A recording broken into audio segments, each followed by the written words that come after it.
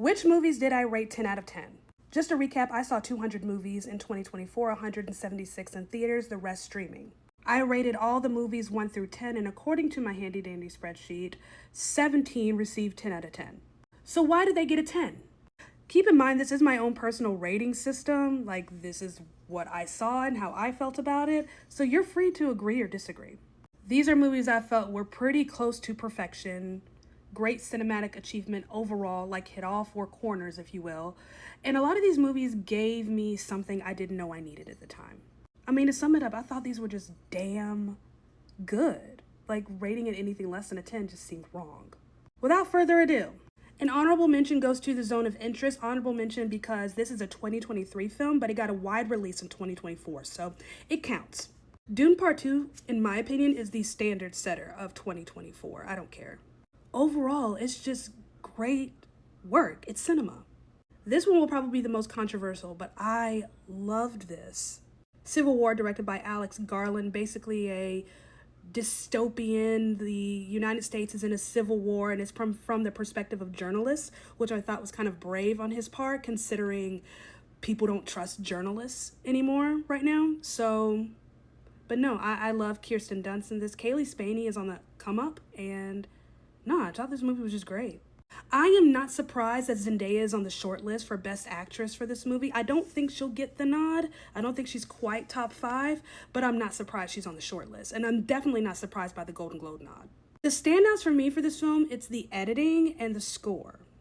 This is a Netflix film that I was fortunate enough to see in theaters in May. Number 1, it was filmed in New Orleans. Number 2, one of the kids in the park scene, I know him.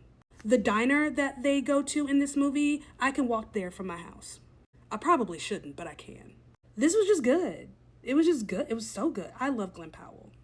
This is one of the best comedies that came out this year. If you missed this, I am so sorry. Like, find somewhere to watch it. Pay for it if you have to.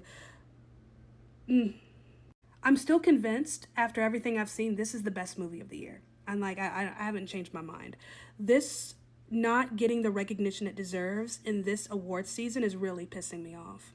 I've said this before about Coleman Domingo. If jazz music were a person, it would be him. That Best Actor win, I think it's between him, Ray Fiennes, and Adrian Brody. I love a good coming-of-age story. This was just wonderful. I cried a little bit. This movie pissed me off in the best way possible. I'd never felt so manipulated. The way I cried in this, I'm still mad about it. The Wild Robot, I expect this to be nominated for Best Animated Feature. Just beautiful, stunning. Again, one of the best movies of the year that's not getting the recognition it deserves. I also expect this movie to be nominated for Best Animated Feature. It was just solid. It was just, I have nothing negative to say about it. Mikey Madison is the favorite to win Best Actress. I'm not mad about it. I want her to win Best Actress. I would also love to see this movie win Best, I believe it's Original Screenplay. The last shot, that last scene of the movie, it still haunts me. I don't know why I feel the need to keep saying this, but I feel like it just needs to be said. This is not a children's movie. As adorable as it may look, it is not a children's movie, but this was devastating. This was a beautiful little story about, just a series of unfortunate events, a life of bad things happening and still finding the hope and beauty and joy in it all. The pain from this movie was unnecessary. This was just beautiful. I love Jesse Eisenberg as a director. I'm anxious to see what else he comes up with, especially if he plans on writing more.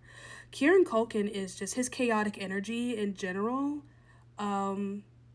he was devastating. He was just devastating. I believe Best Supporting Actor is what they're going for him. I wouldn't be surprised to see him win.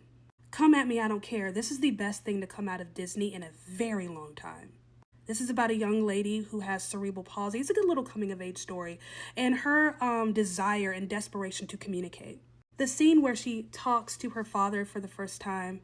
Oh my gosh. The first thing she says to him is not, "Hi, Dad," or "I love you, Dad." It's to clear her name over something that would seem so small to most people. For her, it was a big deal because in the moment, she couldn't defend herself. She couldn't speak up. No one was listening. And that was the first thing that came out of her mouth. And ooh, I cried. Figuring out the best movies that I saw this year, that wasn't hard. The hard part is finding the worst.